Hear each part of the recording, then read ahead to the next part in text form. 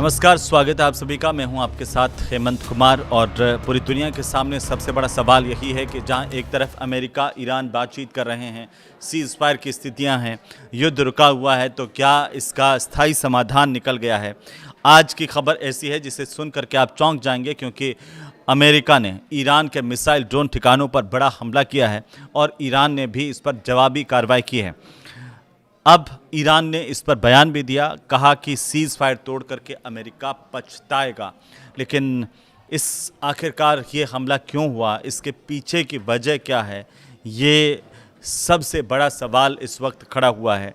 क्योंकि अमेरिका की तरफ से ईरान पर करीब 1 घंटे तक हमले किए गए हैं। अमेरिकी सेना की तरफ से मिसाइल ड्रोन ठिकाने और तटीय रडार साइट्स को भी निशाना बनाया गया है। तो यह सवाल आपके मन में आ सकता है कि एक तरफ तो शांति की बातचीत हो रही है, 60 दिन के समझौते को लेकर के बातचीत का प्लान है, और दूसरी तरफ इस तरीके से अमेरिका ने आखिर हमला क्यों कर दिया और ईरान का इस पर क्या रिएक्शन आया है, वो इस वीडियो में हम डिस्कस करने वाले हैं। दरअसल राष्ट्रपति डोनाल्ड ट्रंप की तरफ से ये कहा गया कि ईरान ने सीज़ फायर तोड़ा, इसीलिए जवाबी कार्रवाई की गई। ईरान कह रहा है कि अमेरिका ने सीज फायर की शर्तों का उल्लंघन करके अच्छा नहीं किया है। उधर खबर यह है कि अमेरिकी सेंट्रल कमांड ने कहा है कि 25 जून को ईरान ने हॉर्मुज स्ट्रेट में सिंगापुर के cargo ship MV ever lovely पर ड्रोन से हमला किया। ईरान की तरफ से ये हमला किया गया, ऐसा अमेरिका की सेंट्रल कमांड ने बताया है। दूसरी तरफ ईरान है कि ईरान की जो सरकारी न्यूज़ एजेंसी है IRNA, उसके मुताबिक जो रिवोल्यूशनरी गार्ड्स हैं, उनकी नौसेना ने ये दावा किया है कि उसने जवाब में क्षेत्र में मौजूद अमेरिकी सैन्य ठिकानों को निशाना बनाया, यानी कि पहले हमला अमेरिका ने किया। ये आरोप अमेरिका और ईरान अब दोनों एक दूसरे पर लगा रहे हैं। और मैं एक बार फिर से आपको बताऊं कि एक तरफ जहां बातचीत कर रहे हैं दोनों देश, वहां पर हमले की स्थितियां क्यों बन रही है, और क्या आप ये जो जंग रुकी हुई देख रहे हैं या बातचीत देख रहे हैं, क्या वो स्थायी है, क्या ये स्थायी सीज़ फायर है, इसे लेकर के सवाल खड़े हो गए हैं। क्योंकि ईरान की जो संसद सदस्य है इब्राहिम अजीजी ने उन्होंने सोशल मीडिया पर लिखा कि अमेरिका ने एक बार फिर से बातचीत के दौरान ईरान पर हमला किया है। युद्ध विराम का ये उल्लंघन अमेरिका के पीछे हटने और पछतावे की वजह बनेगा। ये बहुत बड़ा बयान आया है।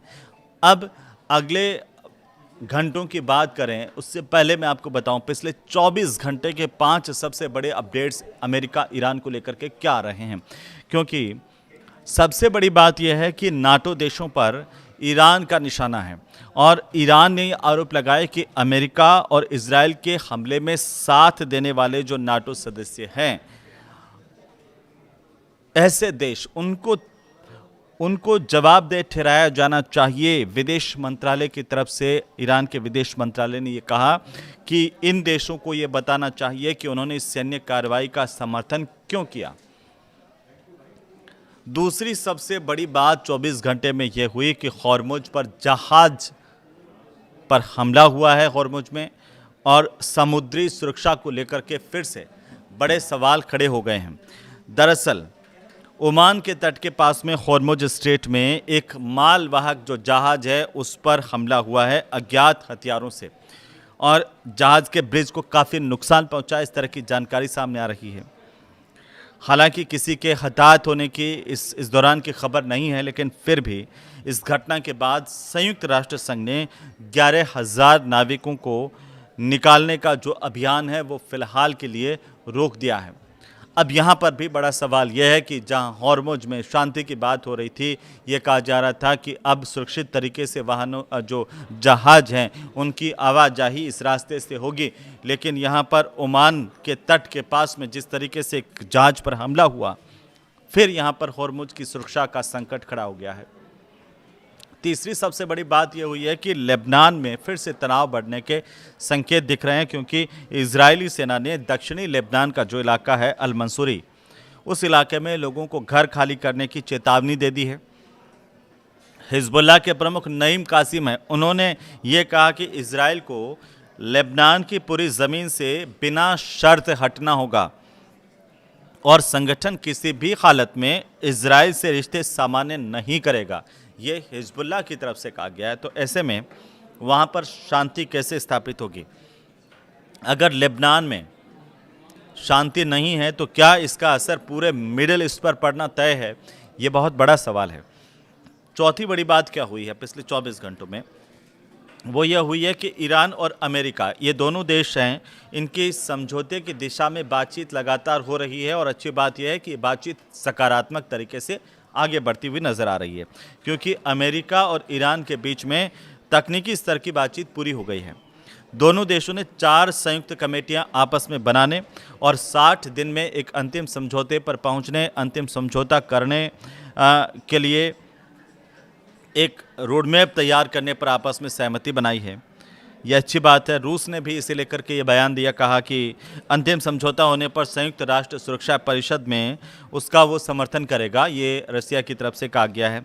वहीं परमाणु कार्यक्रम पर क्या हुआ है और तेल बाज़ार के हाल क्या है, ये हर कोई जानना चाह रहा है। ख़ासतौर पर भारत के लोग ये अमूमन जानना चाहते हैं कि आखिर तेल बाज़ार में क्या चल रहा है, क्योंकि क्या वहाँ पर तेल बाज़ार में क्रूड ऑयल की कीमतें गिर रही हैं, स्थायी हैं या बढ़ रही है, और अगर कीमतें गिरती हैं तो भारत के तेल बाज़ार में इससे का असर क्या होगा, इस पर सबकी नज़र होती है। मैं आपको बताऊं कि IAEA की तरफ से यह कहा गया है कि उसकी टीम जल्द ही जो ईरान के परमाणु ठिकाने हैं उनका निरीक्षण करेगी। दूसरी तरफ हॉर्मुज के इलाके में तनाव के चलते कच्चे तेल की कीमतों में एक बार फिर से तेज़ी देखी जा रही है। तो आप ये मान के चलिए कि अभी स्टेबल नहीं है तेल की कीमतें, ख़ासतौर पर क्रूड ऑयल को लेकर के हम बात करें, जबकि भारत की तरफ से जो कमर्शियल LPG की सप्लाई है उस पर तमाम तरह की जो पाबंदियां युद्ध के दौरान लगाई गई थी, वो पाबंदियां हटा करके आपूर्ति पूरी तरह से सामान्य करने का फैसला किया गया है। लेकिन जो अभी अपडेट आ रही है वो मैं आपको बताऊं कि लेबनान पर इजराइल का कब्ज़ा करने की जानकारी भी सामने आ रही है, और कहां आखिरकार लेबनान और इजराइल के बीच में ये जो प्रतिद्वंदिता चल रही है, युद्ध चल रहा है, उसमें समस्याएं आती नज़र आ रही है।